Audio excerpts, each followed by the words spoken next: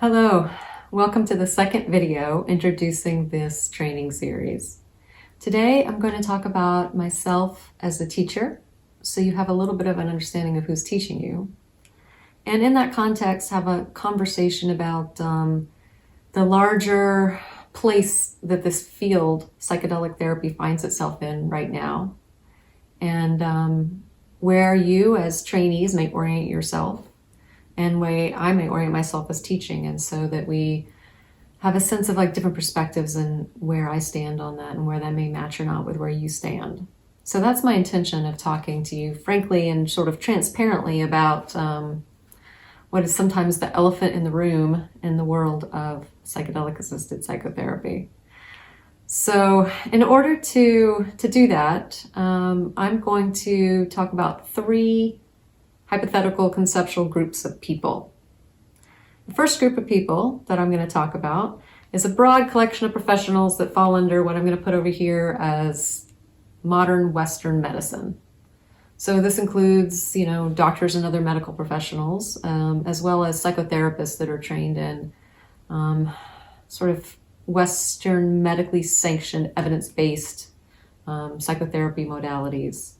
And so those of us who've come out of this tradition, myself included, and are operating under sort of scientifically minded Western framework.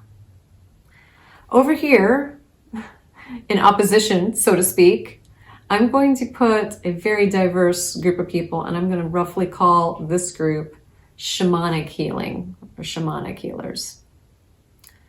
Now, the word shamanic is problematic for reasons that are out of the scope of this talk, but I am going to use it because we don't have a better one. So under this umbrella term would be healing methods that we would nowadays call shamanic or neo-shamanic.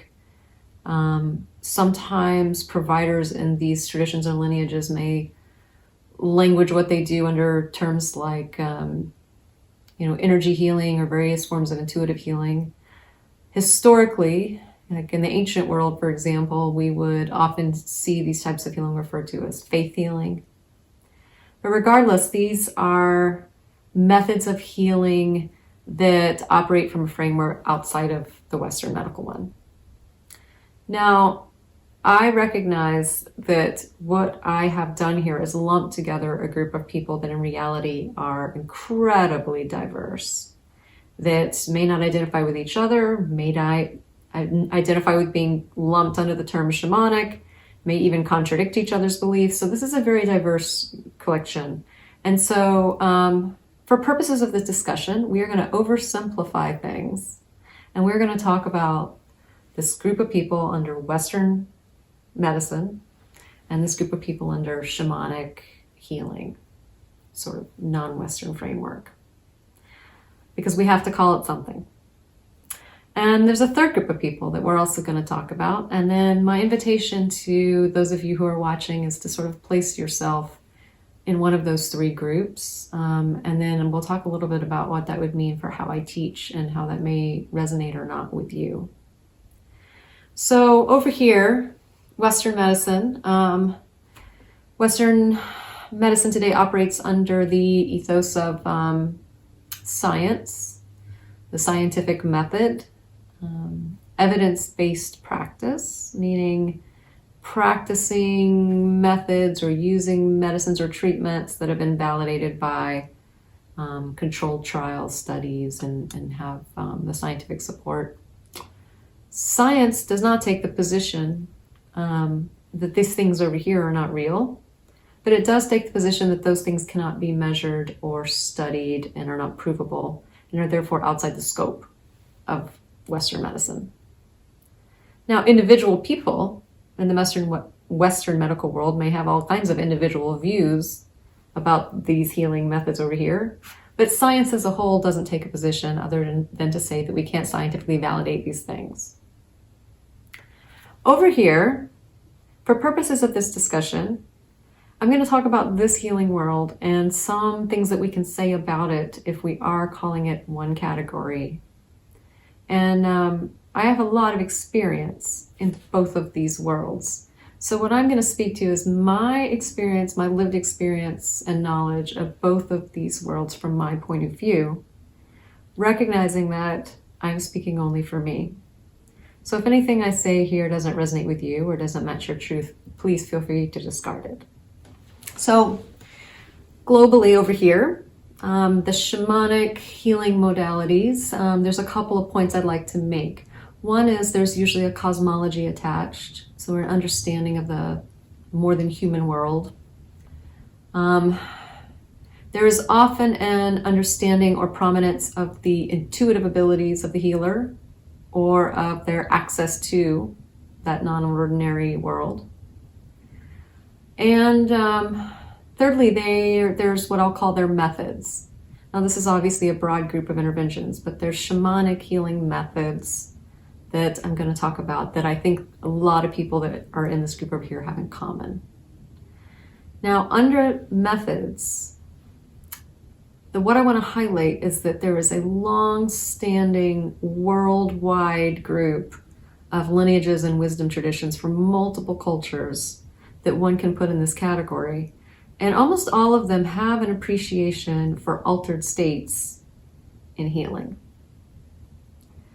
Altered states can be achieved in a lot of ways, and we know this because our human history over time has revealed multiple strains of knowledge and multiple traditions using multiple kinds of altered states for transformation or healing.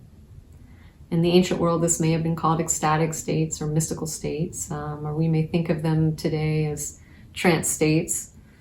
But there's a lot of ways that we can alter consciousness, and that has effects on our awareness, our processing, our perspective, and our physical bodies.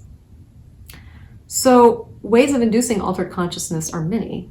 So you can get an altered state through fasting, through prolonged solitude in nature, through intentional use of pain, or sometimes fear, through sonic drivers or other kinds of rhythmic methods like repetitive sounds or motions.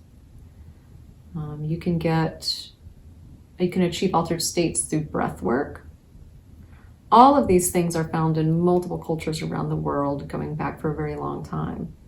So that all of these ways of altering consciousness have long legacies. None of us in the modern world have invented any of these things. And I've probably left some out. But last on that list is psychedelics, or using substances or medicines to alter one's consciousness. Psychedelic or other medicines, if you look around the world from an anthropological point of view, we know this. So over here in the shamanic world, you have these sort of spiritual or cosmology elements that a lot of people over here are not comfortable with.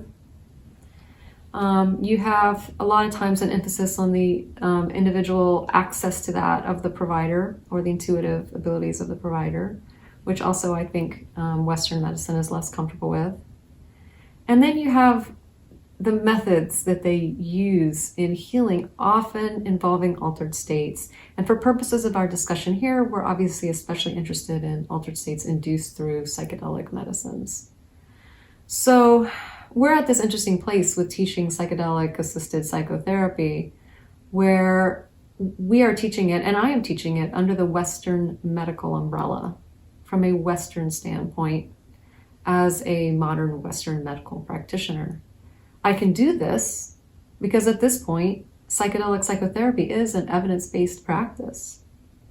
Due to the hard work of a lot of researchers and in the decades preceding us, especially back in the 50s and 60s, before many of the substances were made illegal.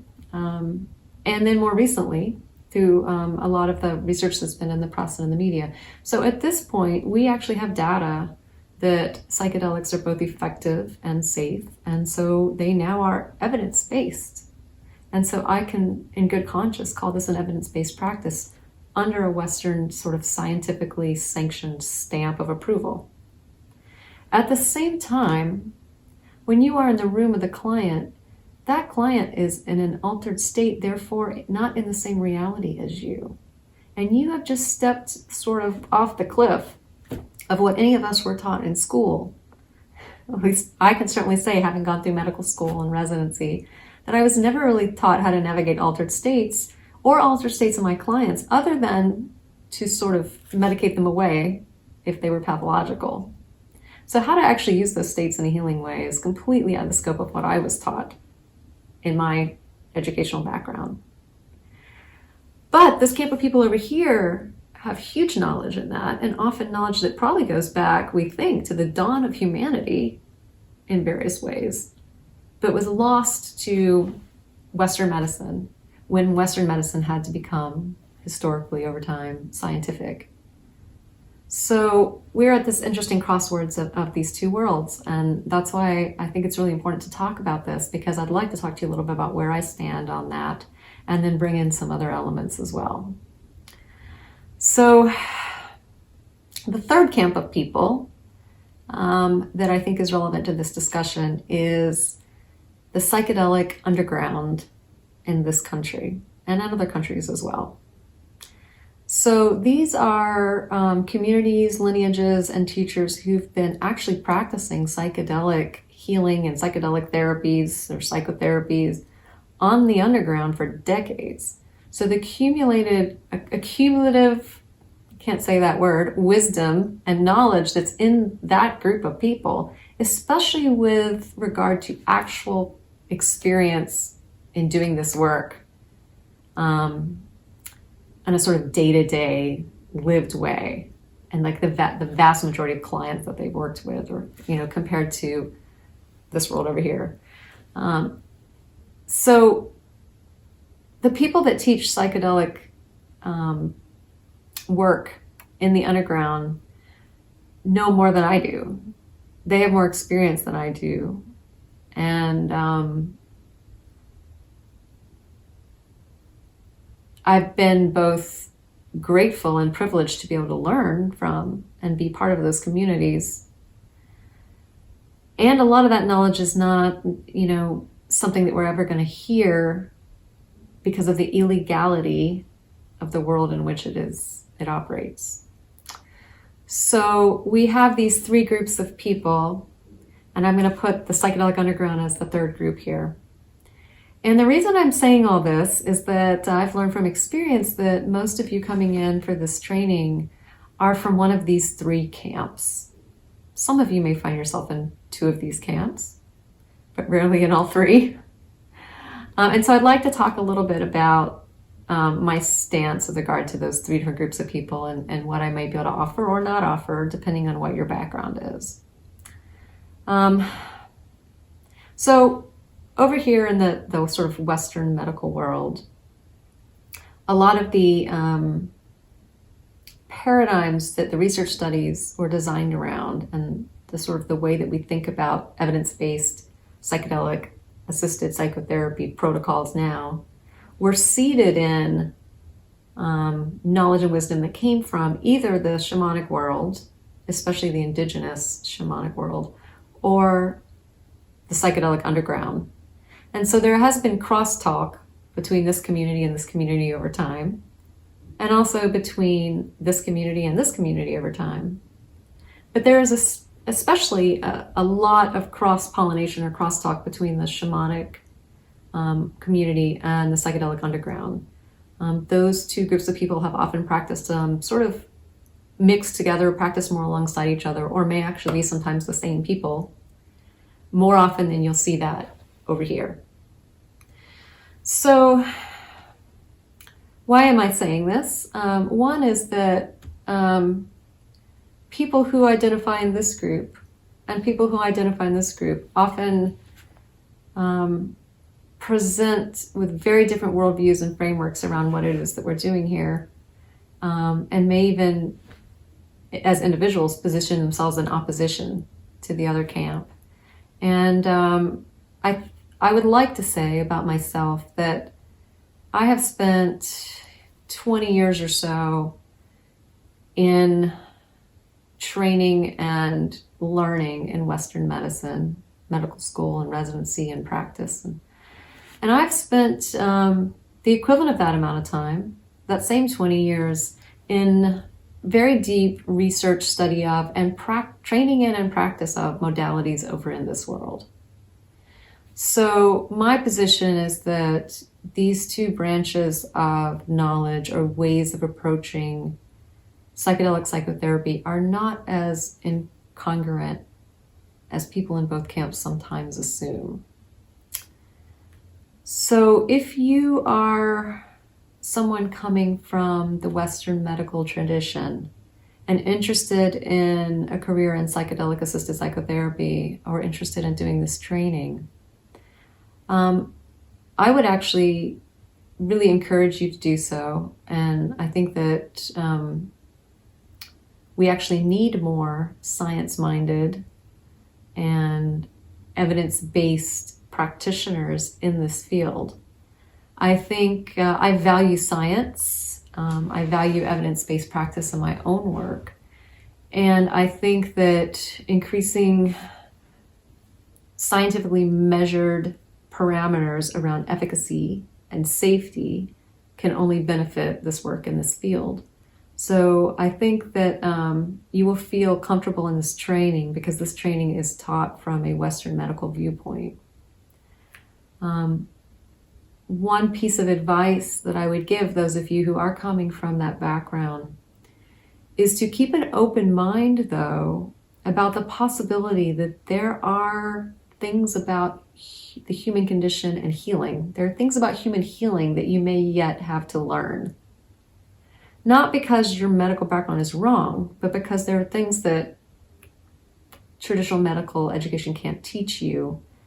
And when you are in the room with someone in an altered state that's experiencing another reality, you are going to encounter things that you're not really trained for in this tradition, but that there is knowledge and information about in this tradition. And that doesn't mean that you have to be a practitioner over here or have those skill sets. It just means having an open mind that you may be in a position to be about to learn some things that you didn't know you would learn, frankly. And if you have that stance, if you have that curiosity, then I think that you would do well in this field, and I think you're very well positioned. And what I would like to let you know is I am not suggesting that by practicing in the psychedelic world, you need to or even should adopt a shamanic way of thinking or operating. Cosmology over here, a sort of spiritual framework for this work, and the role of the provider as intuitive or as tuned to that, those are not things that are necessary to do this work well.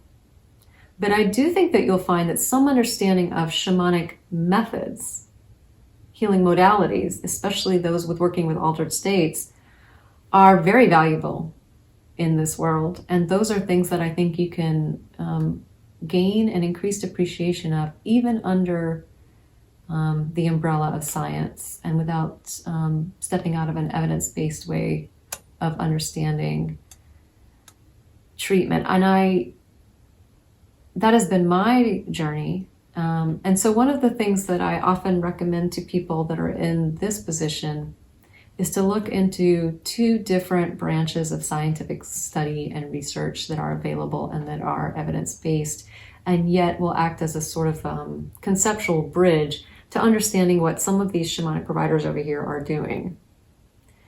The first of those is Placebo Studies. I recommend taking a deep dive into the scientific literature on placebo studies. There's a lot of randomized controlled data. There's a whole field of research dedicated to this.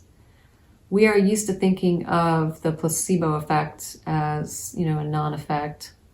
A medicine that doesn't work is a placebo. But the placebo effect actually is our ability as humans to heal ourselves in a way that we don't really understand or know consciously how to control. So we can heal ourselves without knowing how we do it if we are given the right context. So placebo studies have a lot to say about the context in which the placebo effect really works. So what is the placebo effect? Just a very quick definition of that for these purposes. If you give two groups of people a medicine, for example, and you measure how much they get better, maybe the people who get the medicine, 70% of them get better. And the people who got the placebo, 40% of them get better. This is a scenario that's really common in medical research. So this one worked better than this one, but the placebo group got 40% better. Either 40% of them are better or 40% of their symptoms have improved. That's a lot of improvement. Therefore, what science does, because science has integrity around how they measure these things, is they say, well, this group over here that got 70% better, 40% of that was obviously the same placebo effect. Therefore, we can only say that 30% of this improvement over here is really attributable to our treatment or our medication. So we focus over here in Western medical world on the 30%, and we say this medicine worked because these people got better 30% more than these people. What people who are interested in placebo studies do is they say, whoa, what about this 40% that got better in both groups? That's a lot of symptom improvement. So they look at what factors modulate that or manipulate that in a way so that you can take advantage of the placebo effect to make people get better more. And what they find is that there are two elements that are really have a really large effect in how people self-heal under the influence of the placebo effect. One is what you would call belief or faith in the treatment. And this is often conceptualized in a modern standpoint as like trust or a sense of the validity of the treatment. Like, this feels valid to me and I trust it. This that stance creates a certain openness and a certain frame of mind where people notice and track differently. And so this has been documented.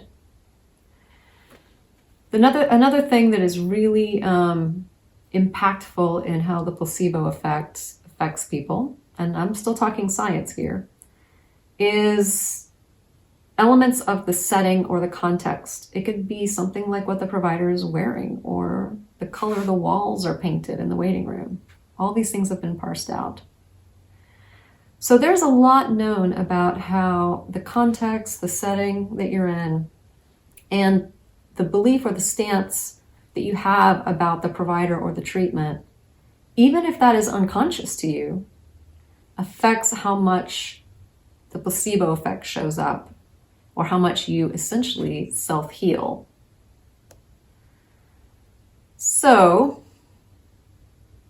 some of you might have noticed that this has a lot in common or sounds strikingly familiar to this thing that we talk about a lot in psychedelic medicine called set and setting. So, what I would like to highlight is that these providers over here operating in the shamanic world have intuitively understood this for a long time. They have often thousands of years of history of cumulative trial and error and figuring out what works and doesn't work, and how to create a context, a mindset, and a setting context that really induces the ability that we have to heal ourselves. This is often what we call ceremony, right? So it's ceremonial induced altered states, which have elements of hypnotic suggestion or auto-hypnosis.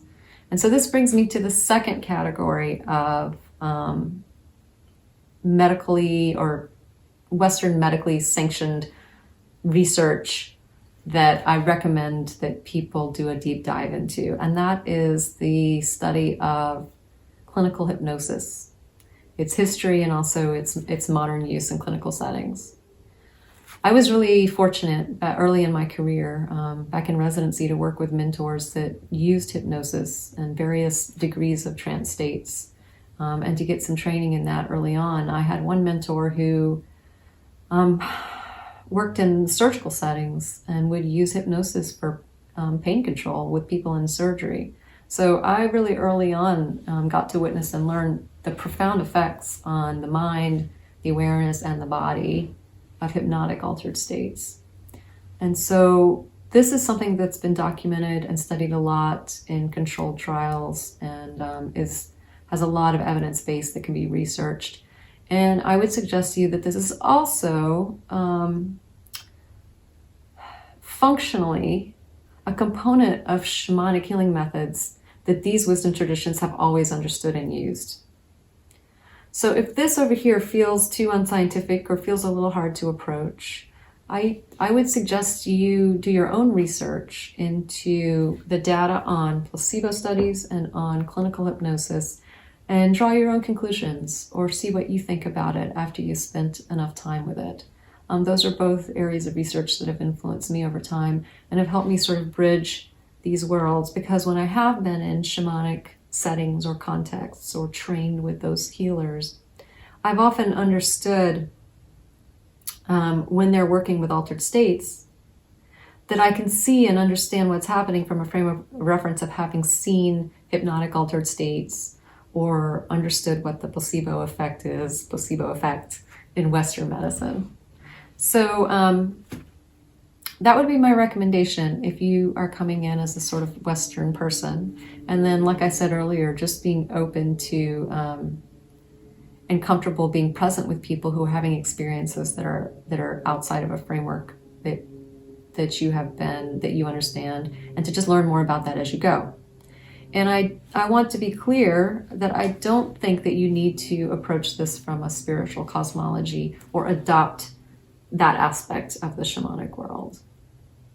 That has not been my experience, and if that doesn't call to you, then that should not be part of your practice or your orientation either. If you are in this Western medical camp that I've been speaking to, and you are coming from a place where you are or if you're honest with yourself, more opposed to this world, feel uncomfortable with all the elements of it, and really you have an agenda that you're aware of to eliminate all of this and bring everything completely, the psychedelic therapy completely into the Western box, so to speak, then I would actually propose that I might not be the teacher for you. I find that stance a bit problematic, mostly because I think that trainees that come in with that as what I would call as an agenda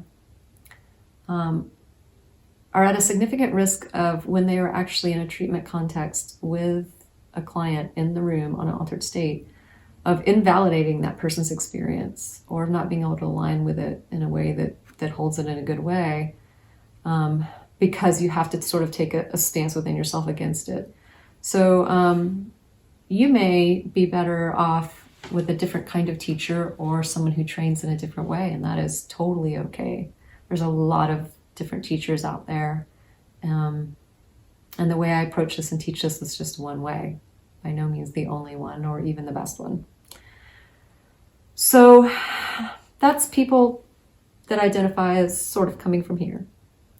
Those of you who are coming into training already self-identifying as being in this world, already practicing in this world, or having, or this being your worldview or where you position yourself, I think that this is also a really fruitful place to start with psychedelic-assisted psychotherapy. And my advice or comments to those of you who find yourselves here is, this is also not going to be a 100% natural transition for you. So one thing that I think that will be maybe the journey that some of you will find yourselves on is an acceptance of moving psychedelic work into an evidence-based framework and a scientifically validated framework.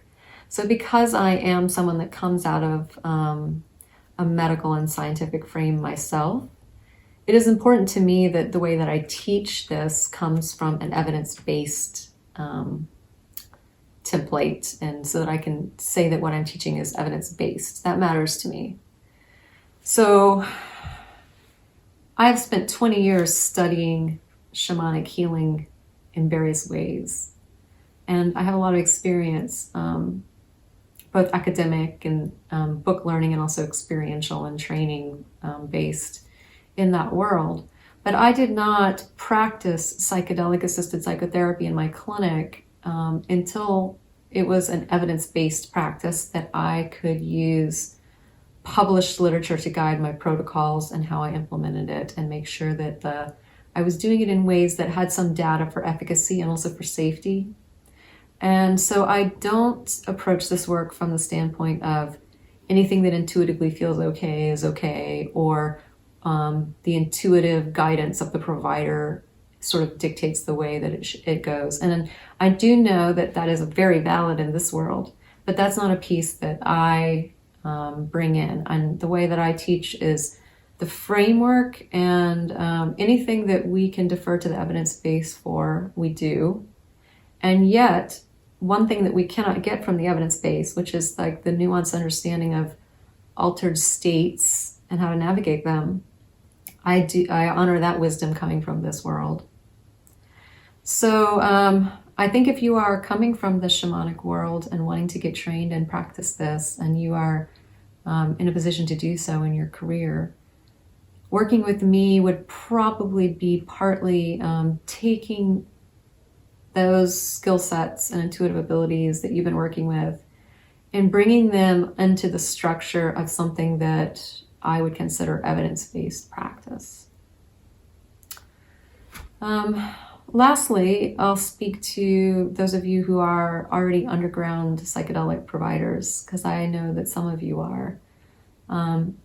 Usually, in my experience, that is a smaller group, but consistently people that approach me that may be intending to move into a sort of a clinical practice in some way. So a lot of you know more than I do. And so it's individual. A little bit of that is pretty individual about where you're coming from, and to what extent pieces that I teach may be valuable or not. I'll say, frankly, a lot of what might be valuable, if that's the world that you're coming from, is the pieces that are about ketamine itself as a medicine, and how to move into working specifically with ketamine, the logistics of that, and so on. But other aspects of this training are probably things that, like I said, you know as much, if not more than me, about.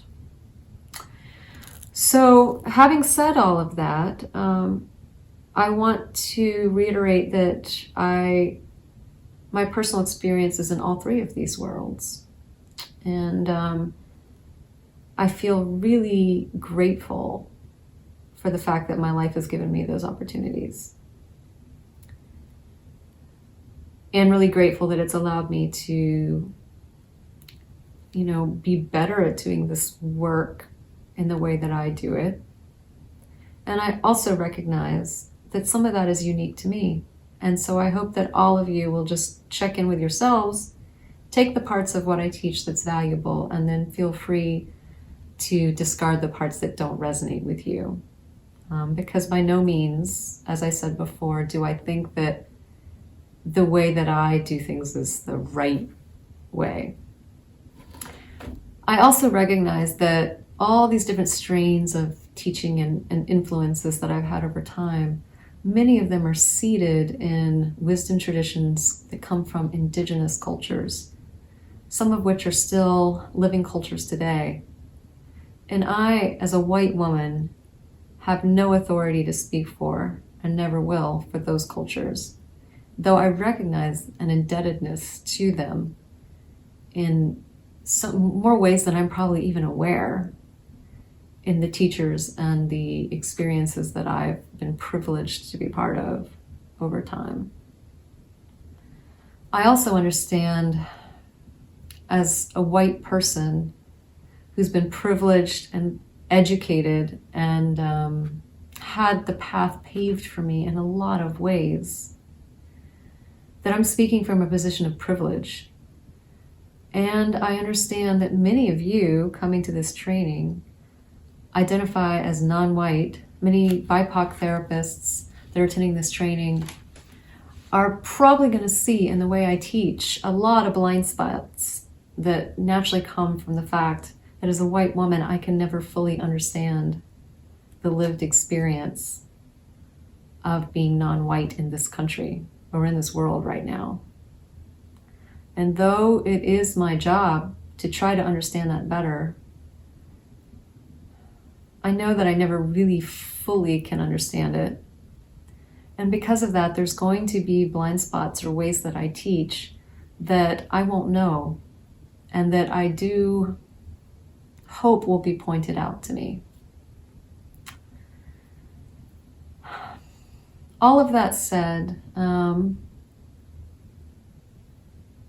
more recent credentials in this field, having said everything about sort of my background and my sort of more global stance, I'm a graduate of the certificate program from the Center for Psychedelic Research and Therapies, Psychedelic Therapies and Research, at the Center for Psychedelic-assisted Therapies and Research at the California Institute of Integral Studies.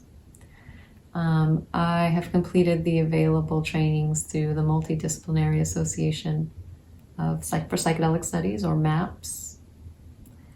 And I hold certification as a guide in ceremonial rites of passage, working with ceremonial, shamanic, or nature-based healing modalities through the Rites of Passage Council.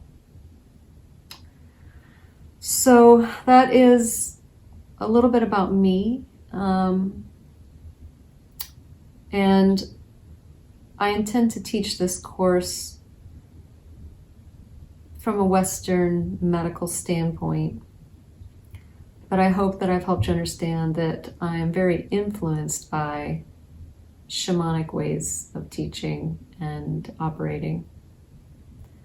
My own psychotherapy influences have been psychodynamic, cognitive behavioral therapies, which I incidentally would say work a lot better with altered states than a lot of people think. Jungian. I have been influenced through self-study and mentoring in other therapies, mostly including internal family systems and other somatic forms of therapies like Hakomi and others.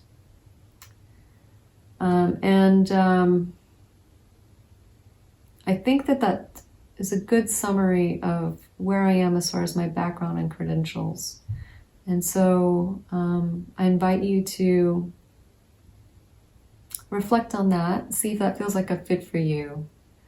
And as always, check in with yourselves and take what resonates with you and what doesn't.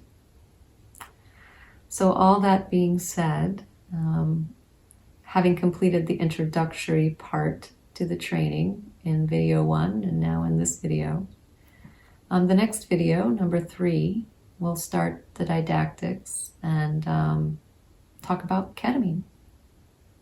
Thank you.